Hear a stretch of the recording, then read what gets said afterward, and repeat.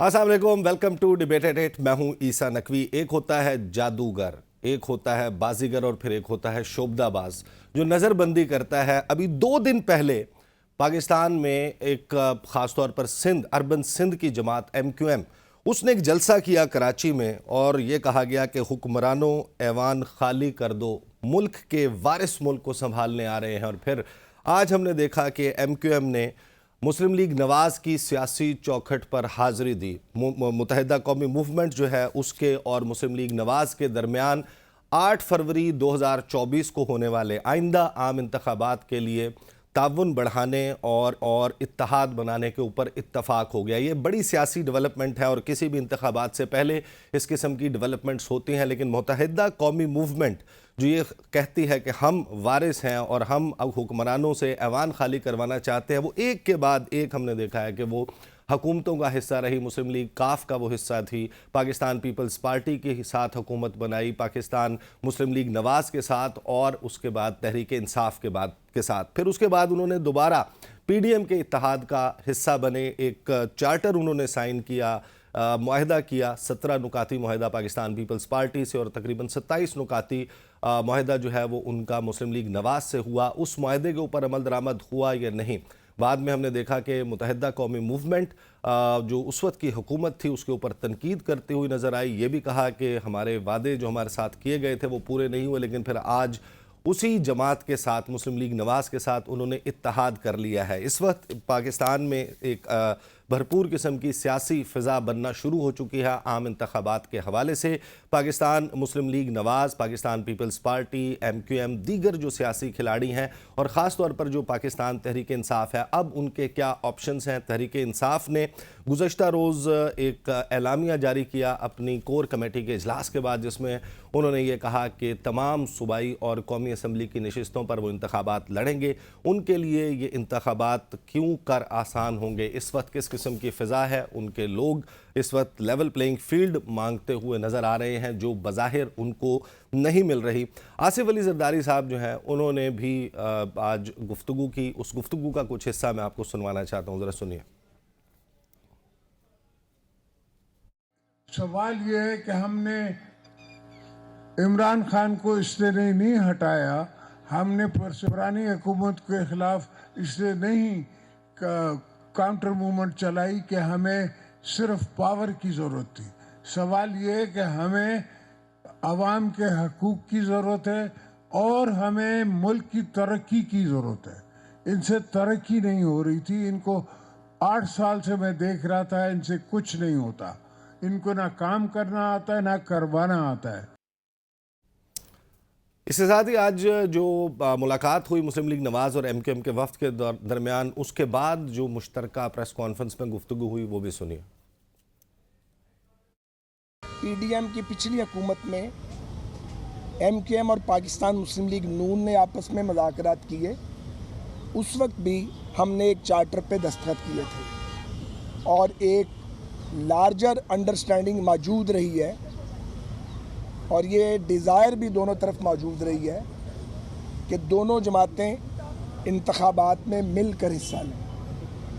सो आज मुस्लिम लीग नून और MQM के माबैन ये तय पाया है कि इंशाअल्लाह ताला हम 8 फरवरी के इंतखाबात में मिलकर हिस्सा लेंगे। अब ये मैरिज ऑफ कन्वीनियंस, मर्ज़ी की शादी, फ़ायदे की शादी, एक फ़ायदे का सौदा जो है वो पाकिस्तान की सियासी जमातें करती हुई नज़र आ रही हैं। और एक बात बड़ी उभर कर सामने आई है कि नज़रिया कहीं पीछे रह गया और नज़रिया शायद एग्जिस्ट ही नहीं करता। इस वक्त जो इलेक्शन है वो सिर्फ उसको लेजिटिमेसी देने के लिए मुख्तलिफ हीले बहाने तराशे जा रहे हैं। इसी दौरान पाकिस्तान तहरीक इंसाफ की कोर कमेटी के रुकन, उन्होंने क्या गुफ्तगू की वो भी सुन लीजिए। साहब के 2-3 मैसेज है। पहली बात तो ये कि हम मुतालबा करते हैं कि लेवल प्लेइंग फील्ड हमें मिले।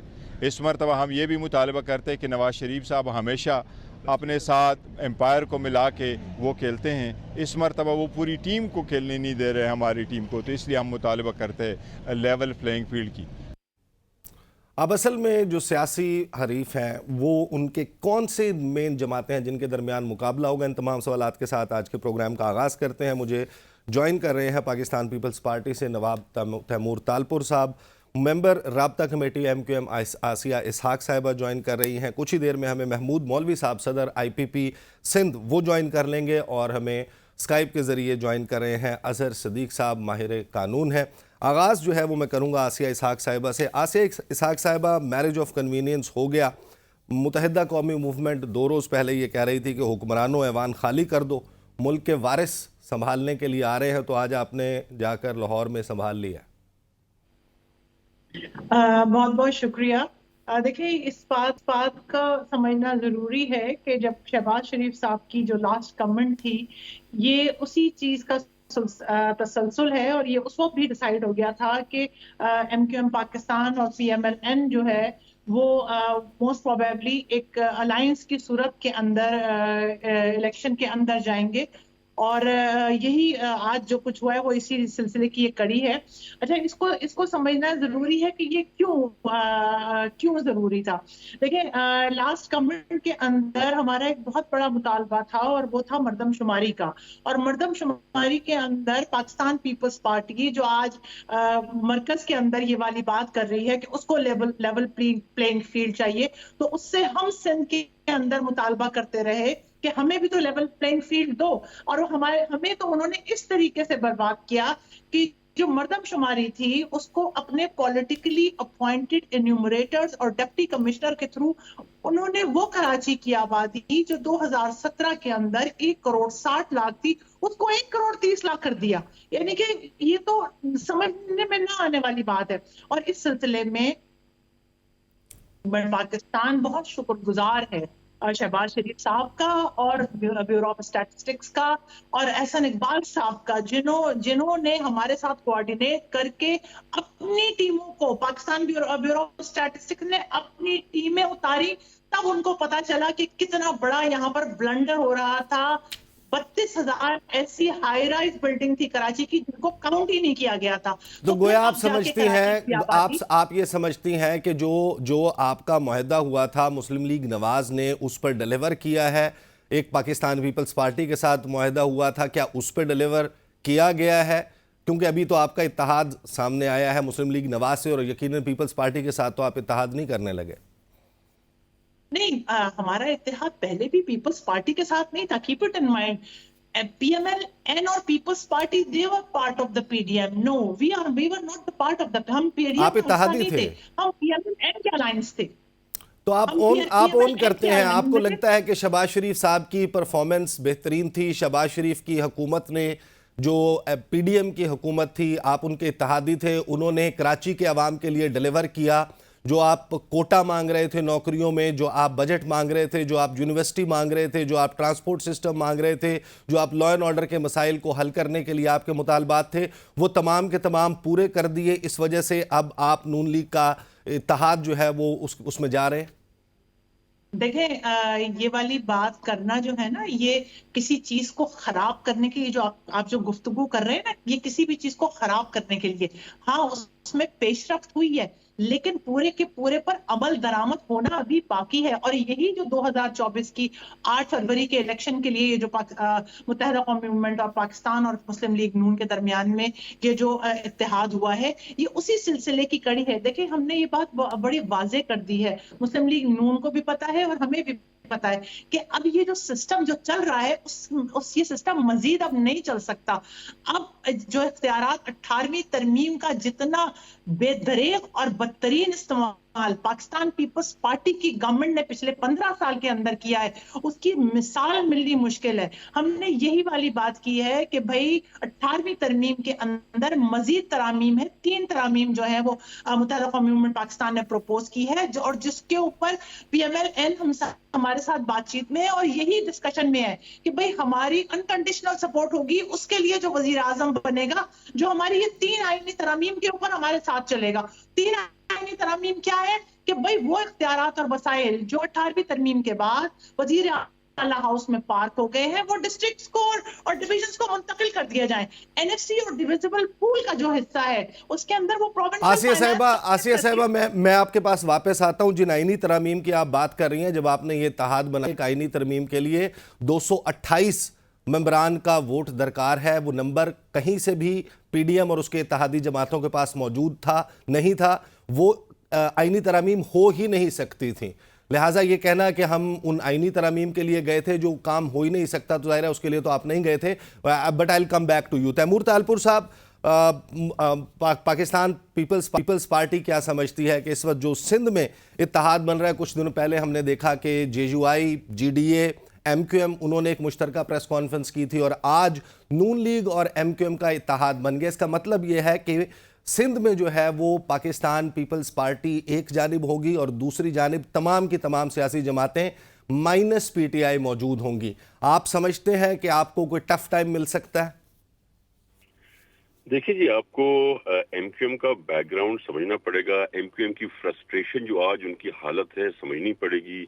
उनकी परेशानियां आपके सामने हैं, क्योंकि ये वो जमात है जिसने सारी उम्र भत्ताखोरी की, जिसने सारी उम्र अपने गैंग्स चलाए, मर्डर्स फॉर एक्सटॉर्शन किए, किडनैपिंग्स फॉर रैंसम की। तो उस किस्म की जमात अब वो सब नहीं कर सकती है। लिहाजा लोग पहले इनको वोट देते थे डर से, तब इनके पास हथियार थे। अब इनके पास हथियार नहीं है, वक्त बदल चुका है। अभी तक जो बड़े बड़े बिजनेसमैन हैं, जो छोटे छोटे बिजनेसमैन हैं, जो कारोबारी लोग हैं, जो भत्ता देते थे हफ्ते के हिसाब से, जो इनके लीडरशिप लेके आधी खुद खाती थी, आधी ऊपर अल्ताफ सिंह को बेचती थी, तो वो सिस्टम अब नहीं चल सकता। और वो लोग आज इनसे नफरत करते हैं। ये कल भी उनसे नफरत करते थे, वो आज भी नफरत करते हैं, पर आज नफरत जाहिर करते हैं कि अब वो एमक्यूएम से डरते नहीं है। इसीलिए आपने देखा कि ये पहली बार हुआ कि इलेक्शन से ही भाग गई एमक्यूएम। एमक्यूएम ने देख लिया था कि इनको पड़ने हैं अंडे, लिहाजा ये इलेक्शन में खड़े नहीं हुए, ये इलेक्शन से भाग गए। और अगर ये खड़े होते, कुछ ना कुछ ये वोट उठा लेते, शायद पीटीआई को कुछ नुकसान ये दे सकते थे, पर क्योंकि ये इतना डरते थे, इतना घबरा गए, जो इलेक्शन से बाहर चले गए। तो ये तो था डायनामिक्स आज की एमक्यूएम का।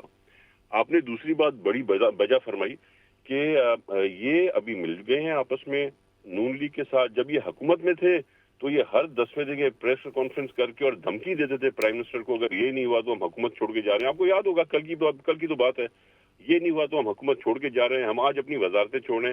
पर ना इन्होंने कभी अपनी वजारत छोड़ी, ना इन्होंने अपनी हुकूमत से कभी अलहदगी की, क्योंकि इनके पास और कोई चारा नहीं है। अब इनको मजबूरन जहां से जैसी तनख्वाह मिलेगी उस पर चलना पड़ेगा, छोटी तनख्वाह हो या तनख्वाह ना हो। आज का जो सीनियरो बन रहा है, ये पाकिस्तान पीपल्स पार्टी में हमारे लिए कोई नया सीनियरो नहीं बन रहा, क्योंकि जब भी इलेक्शन होती है तो एक ऐसा खित्ता है जो कि सब जमातों को इकट्ठा कर देता है पीपल्स पार्टी को हराने के लिए। और पीपल्स पार्टी हमेशा सिंगल लार्जेस्ट मेजोरिटी बन के आती है, चाहे लोकल गवर्नमेंट इलेक्शंस हो, चाहे जनरल इलेक्शंस हो, चाहे बाय इलेक्शंस हो। अभी जो इलेक्शन हो रहे हैं, जो केयर टेकर सेटअप और इलेक्शन कमीशन ने कराए, उसमें भी आपने रिजल्ट देखा। पाकिस्तान पीपल्स पार्टी को कराची से लेके कश्मीर तक कैसा जबरदस्त वोट मिले और किस लीड से हम लोग अल्हम्दुलिल्लाह सारे जिले तैमूर तालपुर साहब, ये भी मुझे बता दीजिए, आपने कहा लोग नफरत करते हैं एमक्यूएम से मगर अब डरते नहीं हैं, भत्ताखोरी, अगवा बराए तावान, कत्ल, आपने बड़े संगीन इल्ज़ामात लगाए हैं। इसी किस्म के इल्ज़ामात जो हैं वो जब प्रेस कॉन्फ्रेंस हुई थी एमक्यूएम, जीडीए और जेयूआईएफ की, उन्होंने यही इल्ज़ामात आपकी जमात पर लगाए हैं। उन्होंने ये कहा कि आप डाकू हैं, आप लुटेरे हैं, आप कातिल हैं, आप उनके सरपरस्त हैं और उसके ख़िलाफ़ हम सिंध अमन मार्च करने जा रहे हैं, लोगों को मुतबादिल प्लेटफॉर्म दे रहे हैं।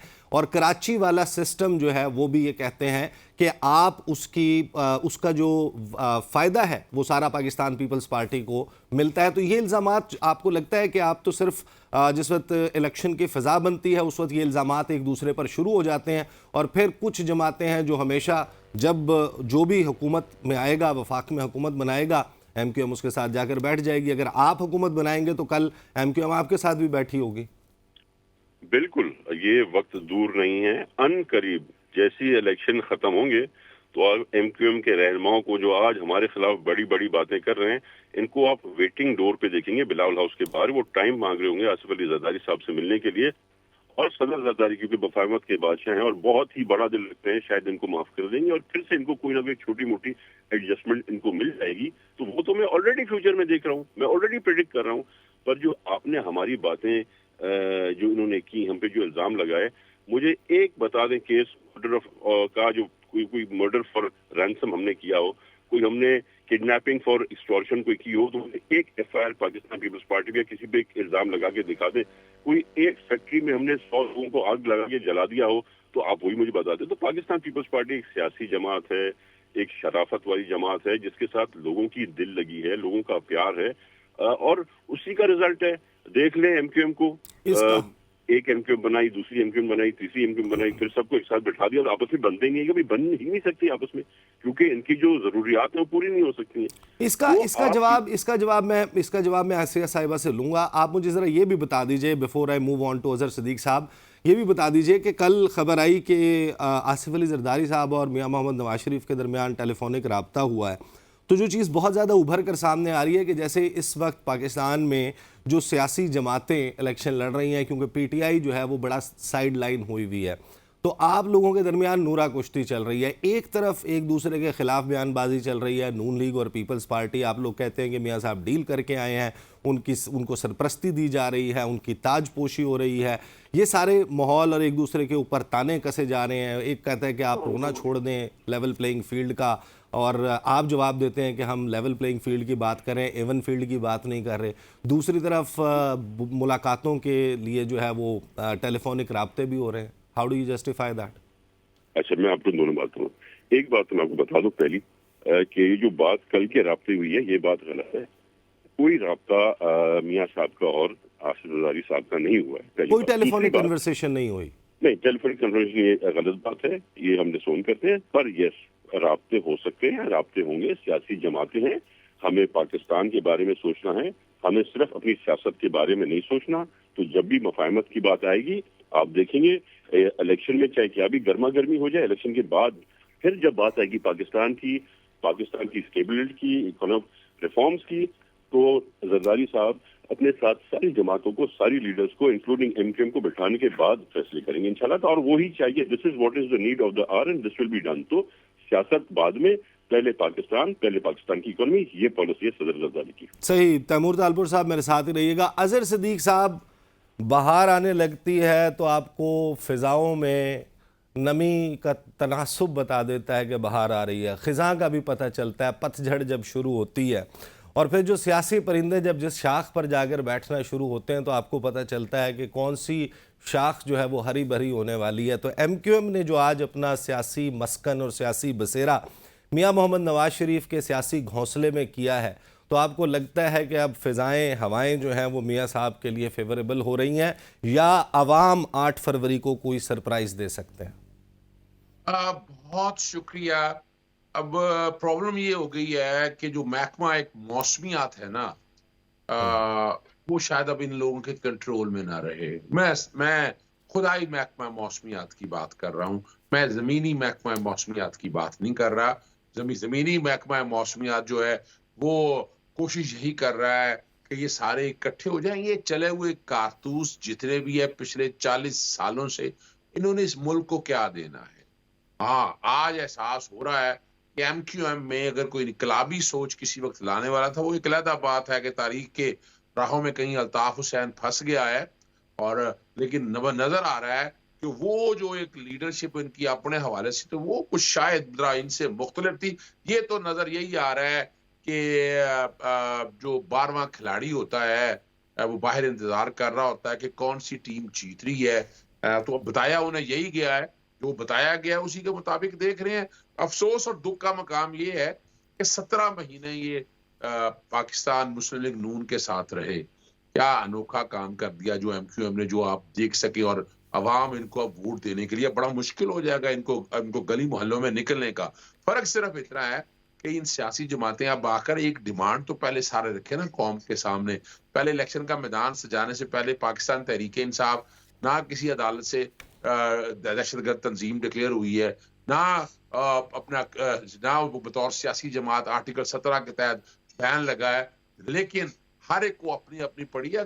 अगर ये सारा पाकिस्तान पीपल्स पार्टी, मैं समझता हूँ, आज भी मैं समझता हूँ कि इन सारे सिनेरियो के अंदर कोई अगर जमहूरी जमात जो लेफ्टिस्ट की जमात है, वो पाकिस्तान पीपल्स पार्टी, और बड़ी उम्मीदें हैं कि पाकिस्तान पीपल्स पार्टी अगर वाकई चाहती है कि इस मुल्क में इलेक्शन साफ और शफाफ हो और वो बाकी आगे की तरफ चले, तो उन्हें आगे बढ़ना चाहिए। बाकी जमातों से मैं नहीं समझता कि इनमें कोई पजीराई, जो कोई वजह क्या है कि पाकिस्तान पीपल्स पार्टी की आज भी सिंध के अंदर जड़ें उतनी ही मजबूत हैं जितनी वक्त पहले थी। यानी उन्होंने कोशिश अपने तौर पर की, वो अलग बात है कि वो अपना तामीर और तरक्की या बाकी काम अपनी जगह ना कर सके, लेकिन पूरी पाकिस्तान के अंदर पाकिस्तान मुस्लिम लीग नून को लाहौर का या पंजाब का गढ़ कहा जाता था।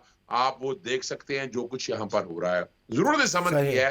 और मैं एक बात आपके सामने बड़ा वजाहत के साथ, मैं 5 जून से ये एक बात कर रहा हूँ, मिसाके पाकिस्तान यानी पाकिस्तान तहरीक इंसाफ को अब जिस तरह कॉर्नर पे लेकर चले गए हैं, क्या श्योरिटी और गारंटी है कि और दूसरी सियासी जमात इस भंवर में नहीं फंसेगी? हर एक फंसेगी।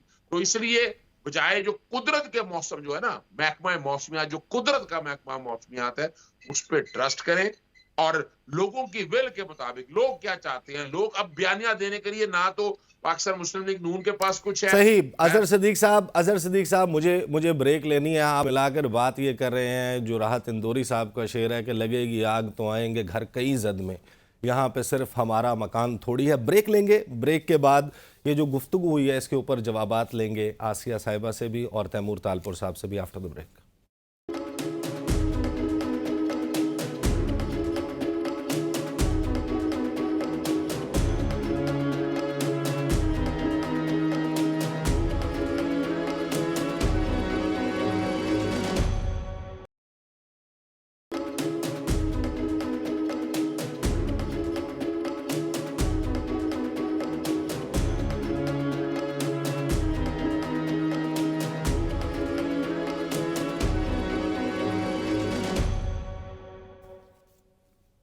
Welcome back after the break. Aasia Ishaq साहिबा, भत्ताखोर आप लोगों को कह दिया गया, अगवा बराए तावान में मुलव्वस आपको करार दे दिया गया, उजरती कातिल आपको कह रहे हैं, लोगों कह रहे हैं कि आपसे नफरत करते हैं, और पीपल्स पार्टी कह रही है कि अभी तो आप इत्तेहाद बना रहे हैं नून लीग के साथ, बहुत जल्द वो वक्त आने वाला है जब आप सदर जरदारी से मुलाकात के लिए वक्त मांग रहे होंगे।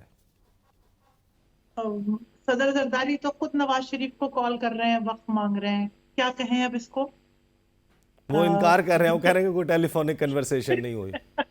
मैं यही आपको कह रही हूँ कि वो कहते हैं हाथ कंगन को आरसी क्या, पढ़े लिखे को फारसी क्या। ये बात कर रहे हैं बल्दियात के। आपके चैनल्स ने खुद दिखाया है, आप गवाह हैं इस बात के, कि सिंध के अंदर जब बल्दियाती इंतखाबात हो रहे थे तो पुलिस वाले पीपल्स पार्टी के निशान तीर के ऊपर जो है वो बैलेट पेपर पे स्टैम्प कर रहे थे। That's how they win election। इस तरीके से तो ये इलेक्शन लड़ते हैं। अब इनको पता है कि एक ज्वाइंट वेंचर आ गया है। 15 साल में पाकिस्तान पीपल्स पार्टी ने कराची से कश्मीर तक जो तबाही फैलाई है ना, और सिर्फ कराची का मामला आइसोलेशन में ना देखें, देखिए कराची जो है वो फाइनेंशियल हब है पाकिस्तान का। 60% ऑफ द रेवेन्यू जो है वो जनरेट करता है कराची, और कराची की जो बर्बादी है वो पाकिस्तान की बर्बादी का मूजिब बन रही है।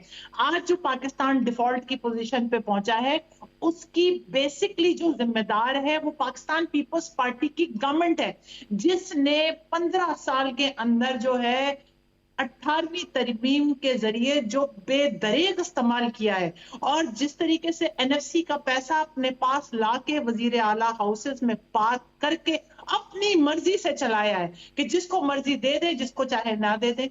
तो ये जो लेकिन आसिया साहिबा, ये जो 27 नुकाती आपका मैं आप कहती हैं तो मैं आपको पढ़ देता हूं, जो आप लोगों ने एग्रीमेंट किया था, शहबाज शरीफ साहब के साथ दस्तखत किए थे, उस पर अमल दरामद नहीं हुआ, उस पर अमल कराची के इसको सुने। देखिए यही तसलसल है। अगर आपको याद हो तो जब PMLN के साथ हम अलाइन में गए थे, keep it in mind we were not the part of the PDM, we were in the alliance with PMLN। तो यही उस वक्त भी डिसाइड हो गया था कि जो अगला जब इलेक्शन होगा तो पाकिस्तान मुस्लिम लीग नून और MQM अलायंस में जाएंगे, और ये जो एजेंडा है 27 नुकाती, इसको कंप्लीट किया जाएगा। ये जो अलायंस हो रहा है ये उसकी कंप्लीशन के हो रहा है। हम 3 आईनी तरामीम के लिए बात कर रहे हैं, और हमने यही वाली बात भी कही थी कि जो भी पॉलिटिकल पार्टी या जो भी सिस्टम मुत्तहदा कौमी मूवमेंट पाकिस्तान की, ये 3 आईनी तरामीम जिसमें इख्तियारात और वसाइल जो है वो सूबाई असेंबली से निकल के जो है और वो डिस्ट्रिक्ट और डिवीजन तक चले जाएं, वजीर आला हाउस से निकलकर डिस्ट्रिक्ट और डिवीजन तक चले जाएं। एनएफसी से का जो मैटर है वो पीएफसी और डिविजिबल पूल जो है वो डायरेक्टली डिस्ट्रिक्ट और डिवीजन के अंदर चला जाए, और ये जो है ऑब्लिगेटरी कर दिया जाए कि जब तक बल्दियात के इंतखाबात नहीं होते, कौमी और सूबाई असेंबली के इंतखाबात नहीं होंगे। ये पाकिस्तान पीपल्स पार्टी जो जमहूरियत के ठेकेदार बनती है, जब lowest year of the government को जो है एम्पावर करने की बात आती है तो उस वक्त इनकी सबको साफ सुन जाता है। आसिया इसहाक साहिबा, तमाम वक्त आप लोग मुस्लिम लीग नवाज की जो वफाकी हुकूमत थी उससे नाराज होकर बैठे रहे कि इन चीज़ों पर अमल दरामद नहीं हो रहा, और आज आप उन्हीं चीज़ों के ऊपर हमें बता रही हैं कि बड़ी पेशरफ्त हो गई है। मैं वापस आता हूँ आपके पास। महमूद मौलवी साहब, सिंध में सियासत करते हैं, एक जमात है उसके आप सदर भी हैं, इस्तेहकाम पाकिस्तान पार्टी। ये जो नए इत्तेहाद वजूद में आ रहे हैं, क्या आप भी इस इत्तेहाद का जो एंटी पीपीपी इत्तेहाद इवॉल्व हो रहा है सिंध में, उसका हिस्सा बनने जा रहे हैं? बिस्मिल्लाहिर्रहमानिर्रहीम। देखिए, इस वक्त कोई चीज़ मतलब मैं हतमी तौर पे इसलिए नहीं कह सकता हूँ कि देखिए बहुत सी चीज़ों पे बातें हो रही हैं और बातें होती रहती हैं, लेकिन कोई जब तक कोई चीज़ फैसला नहीं होता तो उसी वक्त कोई डिसीजन या मैं कोई जवाब दे सकूंगा।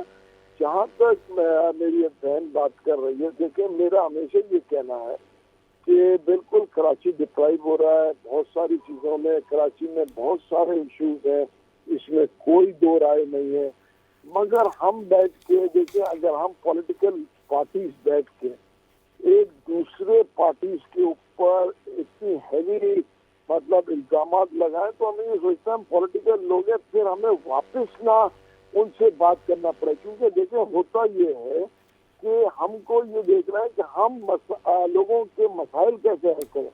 अगर हम पास में एक दूसरे को इल्जामात देते रहेंगे तो मेरे ख्याल से हमें इससे आगे जाना चाहिए। हमें बैठ के ये बताना चाहिए कि हम आवाम के लिए क्या कर रहे हैं, हम लोगों के मसाइल कैसे हल करेंगे, मुल्क के मेजर इश्यूज को कैसे हल करेंगे, बजाय इसके कि हम कहें कि जी ये चोर है और वो डाकू है। यही चीज जो है बदकिस्मती से देखें इस मुल्क को बहुत नुकसान पहुंचा चुका है। मैं ये कहूँगा कि इस वक्त इसको लेके आगे चलें और चीज़ों को हम बेहतरी के तरफ आवाम के लिए लेके आए। चलें, आप हमें बता दें कराची के लिए कौन है सबसे बेहतर ऑप्शन? 75-76 साल की तारीख में इस शहर का जो हाल है, जो नक्शा हुलिया बिगड़ा हुआ है, हु इज़ रिस्पॉन्सिबल? ये सारी जमातें जिनकी हम बात कर रहे हैं, वन वे और दी अदर, या सूबे में या मरकज़ में इत्तेहाद में रही हैं, हुकूमत में रही हैं, इनमें से किसको आप ज़्यादा जिम्मेदार समझते हैं कि इसने कराची का हुलिया बिगाड़ा? देखिए, मैं कहूँगा बदकिस्मती से कराची को डिप्राइव जो किया वफाक ने किया है हमेशा से।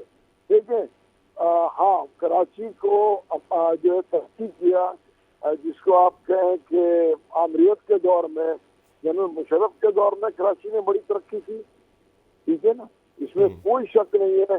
भले आमरीत का दौर था मगर कराची ने बड़ी तरक्की की। उसकी वजह ये कि वफाक जो है कराची को फाइनेंसिंग दे रहा था। देखिए मैं पीटीआई में था, मैं आपको बताऊं 8.5 अरब रुपए जमा किए थे सैलाब ज़दगान के लिए पीटीआई ने, ठीक है। उसमें से मैंने कहा था ना, मैंने कहा था खान साहब इसमें से 2-2.5 अरब रुपए सिंध और कराची के लिए दे दिए गए। खैर वो नहीं माने, बड़े मुश्किलों से उन्होंने 1 अरब रुपये अग्री किया। उस 1 अरब में से 1 रुपया जो है सैलाब ज़दगान के इस एरिया के लोगों को नहीं मिला। कि यहाँ पे डिप्राइव वहाँ से शुरू होता है। देखिए हम बात करें कि वफाक हमें देना क्या चाहिए। देखिए 18th अमेंडमेंट बहुत जरूरी है, मगर वफाक को ये देखना चाहिए कि कराची एक कॉस्मोपॉलिटन शहर है, उसमें हर सूबे के लोग मेजॉरिटी में है। खैबर पख्तूनख्वा के लोग भी इधर बहुत सारे हैं, पंजाब के भी है, सराइकी बेल्ट के भी है, इंटीरियर से जो लोग आ रहे हैं वो भी हैं, और जो कराची के पुराने कराची आए थे वो भी हैं, बलोच भी हैं। सही। तो कराची एक कॉस्मोपॉलिटन शहर है, उसको वफाक को बैठ के ठीक करना चाहिए। और हम जितने लोग कराची के पॉलिटिकल पार्टी हैं, हम सबको बैठ के इत्तेफाक करना चाहिए। जैसे कहते हैं ना, मीसाक के जमहूरियत बना, मीसाक के मैशत की बात कर रहे हैं। जो कराची के लोग हैं, भले अलग अलग पार्टी से हों, उनको बैठ के मीसाक के कराची बनाना चाहिए कि हमको कराची में क्या करना है। देखिए, सारी पॉलिटिकल पार्टी जो कराची की है वो आपस में बैठ जाना चाहिए। भले देखिए PML MK अगर कुछ लोग हैं और वो कराची से, कराची वाले बैठे, क्योंकि देखिए कराची जो है, मैंने पहले भी कहा ना, कॉस्मोपॉलिटन शहर है। कराची किसी का शहर इस वक्त नहीं है। तकरीबन 3.25 करोड़ से 3 सही। करोड़ किस की किस को आबादी बैठना है। किस किस को बैठना चाहिए? मैं आता हूँ वापस आपके पास, खासतौर पर 9 मई के बाद जो सूरत हाल है, इसमें PTI के हवाले से भी कुछ गुफ्तगू करनी है। अजहर सिद्दीक साहब, आपका एनालिसिस क्या है इस सारे मामले पर? कि हमने देखा कि एक बड़ी वेव चल रही थी पाकिस्तान तहरीक इंसाफ की गुज़श्ता साल, जब एक के बाद एक जलसा हो रहा था, और खान साहब ने बड़ी मरतबा ये कहा कि सिंध बस जाने की देर है, सिंध के लोग जो हैं वो तंग आ गए हैं इन तमाम लोगों से, और वो चाहते हैं कि अब सूबे के लेवल के ऊपर भी इक़्तिदार जो है और इख्तियार वो PTI को दे दिया जाए। लेकिन इस वक्त PTI सिंध के कम से कम सियासी मंजरनामे से लगता है कि गायब हो गई है। Do you agree? नहीं ईसा, देखिए बात बड़ी वाज़ेह है। ये कॉन्सेप्ट क्या देखना है कि पाकिस्तानी में अगर जमहूरियत या ये सारे निज़ाम को चलाना है तो क्या तरीका कार तय होगा। आपको पता है कराची के लिए बहुत बड़ा पैकेज दिया गया था, कोशिश की गई थी, बड़े बड़े डेवलपमेंट के काम भी लेकर गए थे, लेकिन मैं ओवरऑल कराची की और पाकिस्तान की जो सियासत है ना, सियासी पस मंजर में, वो मैं अब जो कि आपको पता है आजकल इंग्लिस्तान और यहाँ का निज़ाम समझ बहुत अच्छी तरह से समझ लिया। जब तक आप म्यूनिसिपल का निज़ाम, लोकल गवर्नमेंट का निज़ाम मजबूत रीन नहीं करेंगे, यानी सड़कें बनाना, अस्पताल, तालीम, हर काम, यानी हर लाइफ से जुड़ा हुआ काम जो है वो म्यूनिसिपैलिटी का काम है। क्या करना है, यानी वफाकी और सूबाई हुकूमतों को हमने गली मोहल्लों की सियासत में डाल के इस मुल्क की सियासत का बुरकस निकाल, और आज भी हम उसी पे ही हैं। आज हम बैठकर अगर यहाँ वो मंशूर बनाने के लिए आप इकट्ठे हो गए हैं, कभी इस कौम को या हमारे सियासतदान ने ये सोचा कि मंशूर कितना अहम है? कभी एक नुक्ते पे सारी सियासी जमातें इकट्ठी हुई, आज बैठे ये सारे लोग और बैठकर ये तय करें कि वफाक और सूबा जो है वो क्या करेगा, पॉलिसी डिसीजन लेगा, इंटरनेशनल रिलेशन देख रहे हैं, फॉरेन अफेयर्स देख रहे हैं, बड़े लेवल के ऊपर जो काम है, और नीचे का निजाम जो है वो म्यूनिसिपैलिटी का निजाम वो मजबूत, तमाम सियासी जमातें। इसीलिए तो मैं लफ्ज मिसाल के पाकिस्तान का कहता हूं कि यहाँ अगर लेके जाना ना कराची, पिछले 70-75 सालों से क्या हुआ, हम रोजाना वहीं से चलते हैं वहीं आगे। सर, ये आप बार बार मेरे प्रोग्राम में मिसाके पाकिस्तान की बात कर रहे हैं।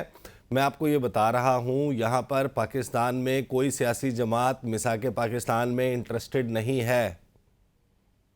देखिए मैं एक बात बताऊं ईसा नकवी साहब, इमरान खान साहब जब गिरफ्तारी से कबल मेरी इस हवाले से ऑल्दो पब्लिक करने वाली बातें तो नहीं है, मेरी इस कॉन्टेक्स्ट में बात हुई थी कि हमें सियासत के डायनामिक्स सब बदलने हैं। हम आज इंडिया कहाँ चला गया है, बांग्लादेश, श्रीलंका, देखिए श्रीलंका की ऐसी हालत होने के बावजूद भी अभी अफगानिस्तान आपके साथ पकड़ा हुआ है। हम क्यों नहीं समझ पा रहे इस बात को? हम जातियात से, यानी बड़ा दुख और अफसोस इस बात का है कि 85 का सियासतदान यानी नवाज शरीफ आज की कौम का लीडर होगा। वो अगर सियासत में सिखाएगा कि जिन्होंने बैठकर सियासत का सत्यानाश कर दिया, छांगा मांगा की सियासत से लेकर, अभी आपने देखा नहीं है क्या अपने मकासद के लिए क्या कुछ नहीं हुआ। अभी बैठकर आप सोचे तो सही कि कौमी सोच किसी धारे में, मुझे एक लीडर का नाम बता दें, एक लीडर तो अंदर है जो कौमी सोच लेकर चल रहा था, बाकी बताएं जिन्होंने कौमी सोच कौमी धारे में लाने के लिए कोई एक काम किया हो। जरूरत इस अमर की है, ये इलेक्शन अगर आ गया, इस इलेक्शन से पहले अपनी डायरेक्शन तय कर लें, और अगर आगे जाना है तो इस तरह सोच के चलें। अब आवाम मैं बता दूं आपको, अगर साफ शफाफ इलेक्शन हुए तो ये तमाम सियासी जमातें भूल जाएं कि ये एक अक्सरियत ले सकेंगी, और वो अक्सरियत अगर साफ शफाफ इलेक्शन हुए नहीं तो साफ शफाफ इलेक्शन होगा तो बिल्कुल नजर नहीं आ रहा। अभी मुझे बताएं आप जरा, आज ही देख लें, आज ही ना तोशा खाना की अपील लगी थी, उसका ट्रायल डे टू डे चलाते रहे, उनके वकील साहब मुल्क से बाहर चले गए। यार कमाल हो गया इस अहम मौके के ऊपर। और वो नाहली लगी हुई है इमरान खान साहब की वहां पर। इमरान खान साहब की एक नाहली है सिर्फ तोशाखाना के अंदर, और ये केस ट्रायल यानी जो ट्रायल जिस तरीके से किया गया ये एक समात का मामला है, खत्म हो जाना है, तोशाखाना भी खत्म हो जाना है, नाहली भी खत्म हो जानी है। लेकिन नजर ये आ रहा है कि ये लोग तैयार नहीं है ज़हनी तौर पर, अभी भी कौमी धारे में या कौमी सोच नहीं रखते हैं। अब मुश्किल है, मैं नहीं समझता कि अवाम इस बात को तस्लीम करेगी। अवाम वोट डालने के लिए बाहर निकले, और इस इलेक्शन कमीशन के अगर सामने होते, अगर आप देख रहे हैं तो मैं इस इलेक्शन कमीशन के होते हुए मैं नहीं हालात देख रहा, ना मौसम तब्दील होता देख रहा हूँ, ना महकमा मौसमियात तब्दील होता देख रहा हूँ। सही। अजहर सिद्दीक साहब, आपको पता है कि आप कह रहे थे चीफ जस्टिस काजी फाइज ईसा के हवाले से, और ख़ास तौर पर जो आइन में बुनियादी इंसानी हकूक़ दर्ज हैं, आर्टिकल 19 से आज़ादी इज़हार राय है, उनके हवाले से उनका बड़ा मजबूत और सख्त मौक़िफ़ है। उनके कुछ रिमार्क्स के बाद पैमरा ने जो हिदायतनामा जारी किया उसके तहत मुझे ये कहना पड़ेगा कि आप जो कह रहे हैं उसका हक़ाइक़ से कोई ताल्लुक़ नहीं, और आप सिर्फ अपनी राय का इजहार कर रहे हैं। मुझे ब्रेक लेने दें, ब्रेक वापस आते हैं तो गुफ्तगू का सिलसिला जारी रहेगा।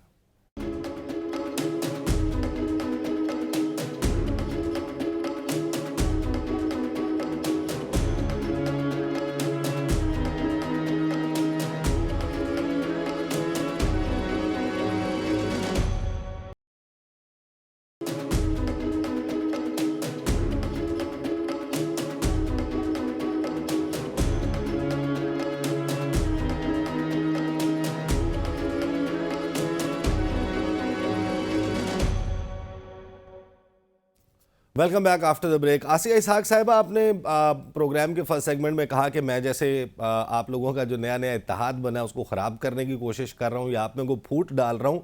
बड़ी क्लैरिटी के साथ मैं दोबारा आपसे ये पूछना चाहता हूँ, ये जो 2 दिन पहले जलसा हुआ था कराची में, उसमें ये कहा गया था कि कराची का ये हाल करने वालों का दिमाग ठीक ना किया गया तो कुछ ठीक नहीं होगा। तो ये जो कराची का ये हाल कोट अनकोट कहा जाता है, ये तो बताएं, आइडेंटिफाई करें, ये लोग कौन हैं, कौन जिम्मेदार है? क्या नून लीग को आप कहते हैं कि बिल्कुल उसका स्लेट जो है वो क्लीन है, कराची के बड़ी उसने सर्विस की है? नहीं, देखिए, इस बात को समझे, ये जो आप जिस जलसे की बात कर रहे हैं ये अवामी राब्ता मुहिम था जो बंस रोड के ऊपर किया गया था, और उसमें कन्वीनर एमक्यूएम पाकिस्तान खालिद मकबूल सिद्दीकी साहब ने ये वाली बात की थी कि जिन्होंने कराची का ये हाल किया है, कराची का ये हाल जिन्होंने किया है वो है पाकिस्तान पीपल्स पार्टी के 15 साल। देखें, अगर आपको ये याद हो तो कराची जिस दौरान में मुस्तफ़ा कमाल इस शहर के मेयर थे, कराची दुनिया के 12 तेजी से तरक्की करने वाले शहरों में था। 15 साल की पाकिस्तान पीपल्स पार्टी की गवर्नमेंट के बाद आज कराची दुनिया के 4 बदतरीन शहरों में शुमार होता है, जबकि कराची जो है सिंध के रेवेन्यू का 92% देता है और पाकिस्तान के रेवेन्यू का तकरीबन 60% देता है। उसके बावजूद 18वीं तरमीम, मैंने आपसे पहले भी ये बात कही थी कि 18वीं तरमीम का जिस तरीके से बेदरीग इस्तेमाल पाकिस्तान पीपल्स पार्टी की गवर्नमेंट ने किया है वो पीएमएलएन ने पंजाब के अंदर नहीं किया। पाकिस्तान पीपल्स पार्टी ने यहाँ पे कराची को तो छोड़े, लाड़काना जिसको ये अपना गढ़ कहते हैं, मैं आपको दावत देती हूँ कि आप आए, मैं आपको लेकर चलती हूँ लाड़काना। आपको वहां जाके इस कदर की अजियत होगी, सड़कें और मैं गया हूं, मैंने देखा है, मैं एग्री करता हूं आपसे। आई थिंक नहीं, वहां का अलमिया आप सुने, वहां का अलमिया ये है कि 10 साल की उम्र से लेके 22 साल का जो नौजवान है, तकरीबन 89% जो नौजवान है जो 10 साल से लेकर 22 साल वो ड्रग एडिक्ट हो चुके हैं, उनके अंदर HIV और एड्स फैल चुका है। ये है कारकर्दगी इनकी। तो हम ये वाली बात करते हैं कि जब तक इनका एहतसाब नहीं होगा, इनको 1000 अरब रुपए NFC की मद से मिलते हैं सरकार से, और फिर उसके बाद तकरीबन 300 अरब रुपए जो है वो कराची इनको देता है। 1300 अरब रुपए होने के बाद, हर साल होने के बाद, इन्होंने वो माशी हब पाकिस्तान का जो कि पाकिस्तान चला रहा है उसको इन्होंने तबाह और बर्बाद किया है। द पॉइंट इज दैट कि ये सिर्फ कराची दुश्मनी नहीं हुई है, ये पाकिस्तान से दुश्मनी हुई है। और ये जो अलायंस बन रहा है जिसके अंदर इंशाल्लाह भी आप और भी जमातों को अंडर वो करके देखेंगे। इस बात के ऊपर तमाम का कंसेंसस है कि अब अगर कराची पाकिस्तान को संभालना है, चलाना है, पॉलिटिकली नहीं इकोनॉमिकल जो है वो इसको ठीक करना है, तो कराची को ठीक किए बगैर ये मुमकिन नहीं होगा। मैं आपके प्रोग्राम के तवज्जुह से फिर ये वाली बात कह दूं कि पाकिस्तान को इकोनॉमिक क्राइसिस से कोई IMF नहीं निकालेगा। पाकिस्तान को इकोनॉमिक क्राइसिस से कराची निकाल सकता है। आप कराची पे इन्वेस्ट तो करें, कराची आपको वो चीजें देकर देगा जो आपकी कोई सोच भी नहीं सकता है। इसके पास पोटेंशियल है, इसके पास यूथ की एक पावर है। 65% ऑफ जो है आपकी पॉपुलेशन इस वक्त यूथ के ऊपर है। आपकी यूनिवर्सिटीज इस वक्त जो करिकुलम पढ़ा रही हैं, खुदा की कसम वो सिर्फ और सिर्फ बेरोजगारों की यूनिवर्सिटी का एक फैक्ट्रियां बन गई हैं। मुत्तहदा कौमी मूवमेंट पाकिस्तान ने ये अपने मंशूर के अंदर रखा है कि हम जो है वो इन 65% के ऊपर इन्वेस्ट करेंगे। सही। आसिया इसहाक साहिबा, चेंज कर रहे हैं। आसिया इसहाक साहिबा मेरे साथ ही रहिए। आपने इन 15 सालों की बात की। 15 सालों में once again I would say कि कोई भी एक सियासी जमात नहीं है जो इक़्तिदार में हो और आप उसके साथ इक़्तिदार में ना बैठे हों। आप उन सब का हिस्सा रहे हैं इसी 15 साल के दौरान। आप बोलिए। जनवरी 2023 में मुत्तहदा कौमी मूवमेंट के अंदर मर्जर हुआ है। अब मैं जब आपसे बात कर रही हूं तो ये एक मुत्तहद, मुनज़्ज़म और एक बिल्कुल मुतहर्रिक और एक डिफरेंट किस्म की MQM है जो 2023 में वजूद में आई है। मैं इसीलिए आपसे कह रही हूं कि ये जो फेस है MQM का, इससे पहले पाकिस्तान ने ये फेस नहीं देखा है। और इसके अंदर ये जो मर्जर हुआ है, ये आपको इटसेल्फ बताएगा कि हम इस वक्त क्या करने के लिए जा रहे हैं। सही। आसिया इसहाक साहब, टाइम कम रह जाएगा। ये जो 2-3 प्रोडक्ट्स एग्जिस्ट करती थी, अब उनका रैपर जी मैं सर इनसे एक सवाल पूछ लूं, ये क्या कराची के लिए, मुझे ये भी बता दें, इन्होंने तैयारी तो पूरी की होगी, क्या ऐसा कराची में करेंगी कि कराची की इकोनॉमी बूस्ट कर जाएगी? जवाब दे दें इसका जरा, अभी पता चल जाएगा। बात लंबी हो जाएगी, बहुत तवील हो जाएगी। मुझे महमूद मौलवी साहब से महमूद मौलवी साहब, थोड़ा सा कराची से फोकस को ज़रा ऊपर ले जाते हैं। इलेक्शन होने जा रहा है 8 फरवरी को। अल्लाह करे कि ये इलेक्शन बड़ा खुश उसलूबी से हो और पाकिस्तान में इस्तेहकाम आए। मौजूदा सूरत हाल में जो पाकिस्तान पीपल्स पार्टी का शिकवा है, पाकिस्तान तहरीक इंसाफ का शिकवा है, इन इल्ज़ामात के साथ कि एक ख़ास पॉलिटिकल शख्सियत के लिए, यानी कि मियाँ मोहम्मद नवाज शरीफ के लिए सारा मैदान हमवार किया जा रहा है, नरम किया जा रहा है कि वो इक़्तिदार में आ सकें, तो आपको लगता है कि इस्तेहकाम आएगा और इलेक्शन फ्री एंड फेयर करार पाएगा? देखिए, इलेक्शन जो है ना पाकिस्तान में as per cultural and normal practice होएगा। ये मैं आपको बता दूं, हर दौर में। अब ये जो कह रहे हैं ना, देखिए कम से कम PTI को तो ये बात नहीं करनी चाहिए। उसकी ये कि PTI 2018 का इलेक्शन देख चुकी है, और जब 2018 के इलेक्शन में ये लोग यही क्लेम कर रहे थे, यही इल्जामात PMLN दे रही थी। तो देखिए, जैसे मैंने कहा ना, एज पर नॉर्मल और कल्चरल प्रैक्टिस के हिसाब से होगा। आप उसकी तस्दीक, आप उसकी sir please, sorry for interruption, आप मुझे ज़रा इसकी तस्दीक कर दें। 2018 में ये जो सारे इल्ज़ामात लगते हैं कि पाकिस्तान तहरीक इंसाफ एग्जिस्ट नहीं करती थी और उसको उठाकर सेलेक्ट करके बिठा दिया गया। कराची में तो जाहिर है कि तहरीक इंसाफ की कोई लंबी हिस्ट्री नहीं थी। आप कराची से तहरीक इंसाफ के प्लेटफॉर्म से जीते थे। आप बताएं, आपको किसने जितवाया था? नहीं, देखिए, एक तो मैं बताऊं, मैं इसके ऊपर कमेंट इसलिए नहीं करना चाहता हूं कि इस पे कमेंट, ये मैंने हमेशा कहा ना, पूरी पास्ट को हम दफना के आगे चलें। उसकी वजह ये है कि अगर हम सिर्फ और सिर्फ इल्जामात और ये करते रहेंगे तो हम ये मुल्क आगे लेके नहीं जाएंगे। बहुत सी चीजें मुझे पता है और बाकी सारी पार्टीज को पता है। देखिए, ऐसा कोई अजीब चीज नहीं है कि मेरे पास कोई अजूबी स्टेटमेंट है। सबको पता है कैसे चल रहा है और कैसे हुआ। सर, ये सच बोलने की इजाजत नहीं है, या सच से मामलात मजीद खराब हो जाएंगे?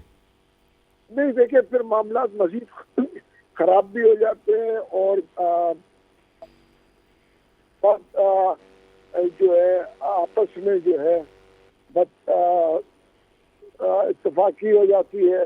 देखिए, उसकी वजह ये है कि ये चीज़ों को हमें देखना है कि हम कराची के लिए क्या, पूरे पाकिस्तान के लिए क्या कर सकते हैं। और जब तक लोग के लिए बात ना किया जाए, अवाम के मसाइल की बात ना किया जाए, मुल्क की पॉलिसीज के लिए बात ना की जाए, तो फिर यही होगा कि जब तक लोग सिर्फ पावर के लिए पॉलिटिक्स करें कि जी पावर में मैं रहूंगा तो मैं बहुत अच्छा हूँ। लेकिन मुझे इमरान खान साहब से शिकायत क्या है, जब उन्होंने असेंबली में बेसिकली सबसे कहा इस्तीफा देने का, देखिए अगर MQM हुई थी और दूसरी गवर्नमेंट बना रही थी तो हमें ऑपोजिशन में बैठना चाहिए था। This is normal practice. हम ऑपोजिशन में बैठते, हम आवाम की बात करते, हम सड़कों पे आके इस मुल्क की इकोनॉमी को क्यों तबाह किया हमने? हम सही ऑपोजिशन में क्यों नहीं सर, बैठ मैं सकते? एग्री हमें करता हूं पावर की कि क्या जरूरत कहीं थी? पर भी कोई सियासतदान है, कोई सियासी जमात है, उसने इस मुल्क के आइन और कानून की खिलाफ वर्जी की है, उसके खिलाफ आइन और कानून के मुताबिक कार्रवाई होनी चाहिए। लेकिन क्या पॉलिटिकल लीडर्स की सियासी किस्मत का फैसला भी कहीं और होगा, या सियासी किस्मत का फैसला अवाम ने करना है? देखिए, जब तक ये सारे पॉलिटिकल पार्टीज एक साथ बैठ के और एक विजन नहीं रखेंगे और एक टेबल पे नहीं रखेंगे, और इन्हें मैं आपको आज ही बता दूं, इलेक्शन के बाद अगर वही चीजें शुरू हो गई कि धरने और एक दूसरे के ऊपर इल्जामात और रोड पे आएंगे, तो तीसरी कुव्वत को मजबूरी में आना पड़ेगा। इसकी वजह कि मुल्क को इनके हाथों में, सियासत के हाथ में तबाह कोई भी नहीं करेगा। देखिए, क्या तो हम सब हैं। अगर सही महमूद मौलवी साहब, वक्त बहुत, क्योंकि मेरे पास कम रह गया, मुझे अजहर सिद्दीक साहब को इंक्लूड करने दें। अजहर सिद्दीक साहब, जो बात आप कहते हैं मिसाके पाकिस्तान की, ये सारे सियासी रहनुमा बात घुमा फिरा कर वही करते हैं, लेकिन उसका इनिशिएटिव लेने के लिए कोई तैयार नहीं है। मेरा सवाल थोड़ा सा मुख्तलिफ है। मुझे ये बताइएगा कि सदर मुमलिकत आरिफ अलवी साहब, आज 7 नवंबर के बाद वक्त पूरा हो गया, 90 दिन का आइन शिकनी जो है वो तसव्वुर होगा हर गुजरता हुआ दिन। रिमार्क्स अगर सुने मोअज़्ज़िज़ जज साहिबान के सुप्रीम कोर्ट में, तो आपको लगता है कि इस हवाले से कोई कार्रवाई भी होगी?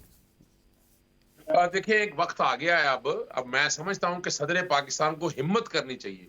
सदर पाकिस्तान को इलेक्शन कमीशन के खिलाफ रेफरेंस सुप्रीम जुडिशल काउंसिल में दाखिल करना चाहिए। सदर पाकिस्तान को सुप्रीम कोर्ट के जजेस ने जिस तरह सदर के ओहदे की तजहीक की है, उनके अगेंस्ट भी सुप्रीम जुडिशल काउंसिल में रेफरेंस जाना चाहिए। यानी बड़ी सिंपल सी बात मैं आपके सामने रख दूं, मुझे ये बताइएगा, आर्टिकल 48 मौजूद है, आपने नजरिया जरूरत जिंदा नहीं किया, सेक्शन 57 आपने वहां रहने दिया। पंजाब के इलेक्शन एक साल, पंजाब की निगरान हुकूमत 1 साल से ज्यादा इख्तियार में चिपटी हुई है। आप सोचे तो सही। और 7 नवंबर के बाद का, यानी हमें बताया ये जा रहा है कि पॉपुलेशन सेंसस, आज कौम सवाल करे, कौम इलेक्शन में वोट डालते हुए इनके चेहरे दिखाए कि पॉपुलेशन सेंसस की बुनियाद पर इलेक्शन आगे नहीं जा सकते थे जिस तरह हुआ। और अभी आने वाले दिनों में देखेंगे जस्टिस अतर बिल्ला साहब इस पे एक सेपरेट नोट लिख रहे हैं। मैंने कोई 12 के करीब इस पे एतराजात उठाए हैं। कोई हिम्मत ही नहीं करता बात करने के लिए, हर कोई अपने मामले में खुदा रहा। जो मैंने सही। अजहर सिद्दीक साहब, मैं माजरत खाऊं, वक्त ख़त्म हो गया। आपका बहुत बहुत शुक्रिया। तैमूर तालपुर साहब, आसिया इसहाक साहिबा, महमूद मौलवी साहब, बात आपने बड़ी की कि सदर जो है वो रेफरेंस भेजें चीफ इलेक्शन कमिश्नर के खिलाफ। मसला ये है मेरी राय में कि सदर के अपने कागज़ पूरे नहीं। अगर उनके अपने कागज़ पूरे होते, वो यकीनन रेफरेंस भेज सकते थे, किसी कार्रवाई का आगाज़ कर सकते। अब तक के लिए इतना ही, मुझे इजाज़त दीजिए। अल्लाह हाफ़िज़।